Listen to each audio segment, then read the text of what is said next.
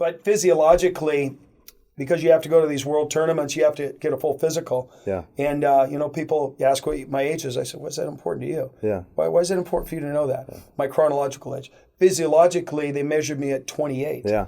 Well, I think it's a curiosity for a lot of us. I've never wrestled in my life, but in a view of admiration. Yes. Like how great of shape you are. Yes. Compared to a lot of 60-year-olds. And so, like that goal of like, I'm 46 right now. I'd love to be in great shape when I'm 60 or 70. Who wouldn't? So I think that's a curiosity question on my end. Not only that, but, I really believe in Romans where it says, speak that which does not exist as if it does so it becomes, right? So I don't like, it's not that I'm offended when somebody asks that. Right. I'm jamming them up. Yeah. Because I'm going, why do you need to know that? My physiological age is 28. Yeah. Right? That's all I want you to know because that's what's in my head. That's good. Physiologically 28. So if you're tied to that chronological. Okay. And you're thinking about that, are you thinking yourself into mediocrity and not being in shape and my joints and all of that? And I believe all the power that God gave us is in the human brain. Come on. So when I did the physiological and they did my testosterone level, my DHEA levels, $2,200 in blood tests.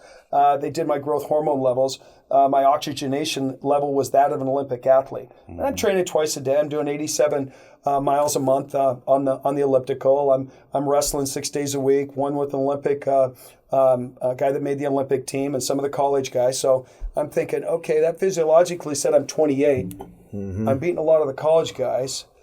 So I'm one of the best guys in the world as far as my fitness level. So in Poland, when I won, probably one of my greatest moments of all time is I'm there with all my peers, 500 wrestlers, 32 countries, and the guy from Poland, and remember there's a war right across the border. Right. And the guy from Poland, who was the most powerful political guy there, and I'm there by myself, and I just won, and I'm feeling pretty good, and he goes, man, you got all this stuff.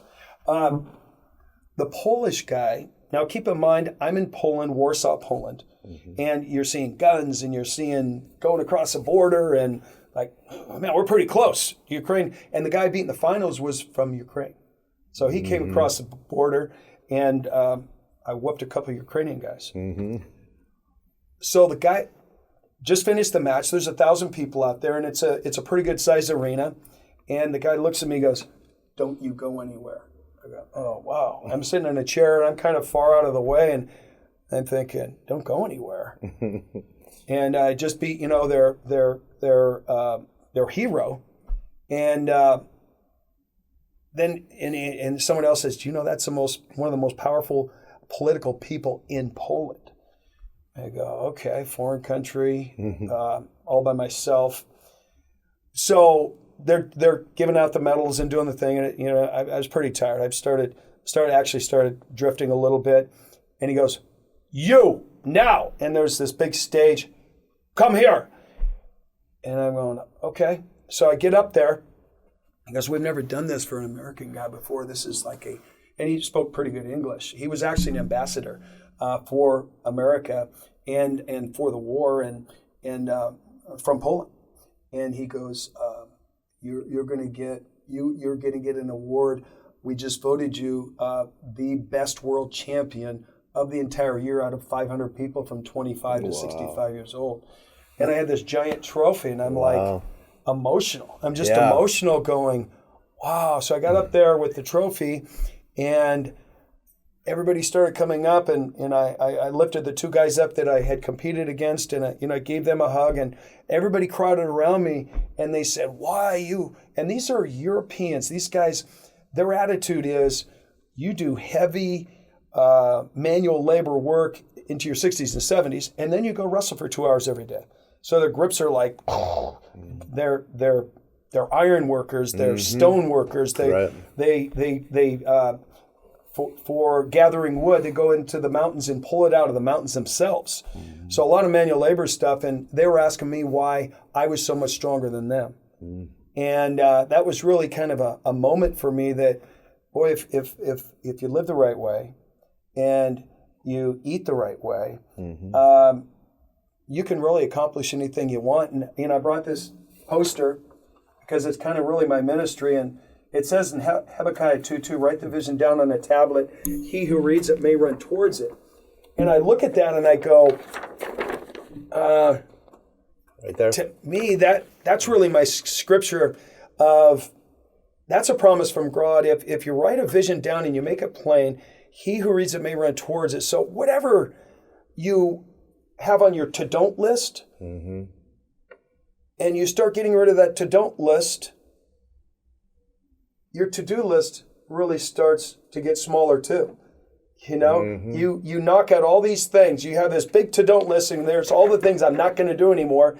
And then your to-do list, it gets a lot smaller because I think you have more success in life if you're not having to worry about managing things that were created out of drug addiction or out of alcoholism. You know, your to-do list grows really big, right? Like, I got to go see a parole officer.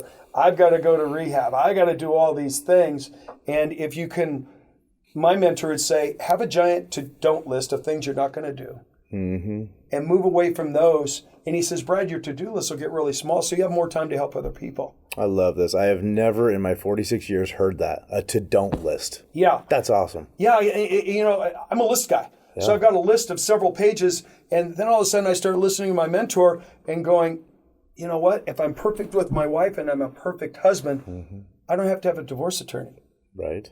If I'm in the best shape of my life, I saw a statement that said, you know, working out is hard, but being obese and being on a system that keeps you breathing, and where you have to have a mask, that's harder. Yeah. So it's harder to be obese than it is to work out. Right. So okay, I'll take that. Right. It's harder to work and have a great job, but poverty's even harder. So I go down in Seattle, and I see these homeless people, and they're freezing and shaking. I go, man, that's the hardest job in the world, trying to make it through the night alive, right? So my heart goes out for those that are struggling, but I also look at it and I go, change your thoughts. Right. Change your circle of influence of who you have. Right. And it's okay to be addicted to good things. Oh, you're obsessive compulsive about winning, Brad. Yeah. Like, those are probably people that don't quite understand what it takes to be at the world level of any sport. Like, I'm okay with that. Right. Oh, you're obsessive compulsive about work. Well, I love work. Yeah. And work to me is really, it's a passion. It's not, I've never worked a day in my life. Yeah. That's just, I get to go home and I get to share my life with other people. And the more I work out, the more I move away from watering that seed. Watering that seed. I know it's there, but I don't have to water it. Right.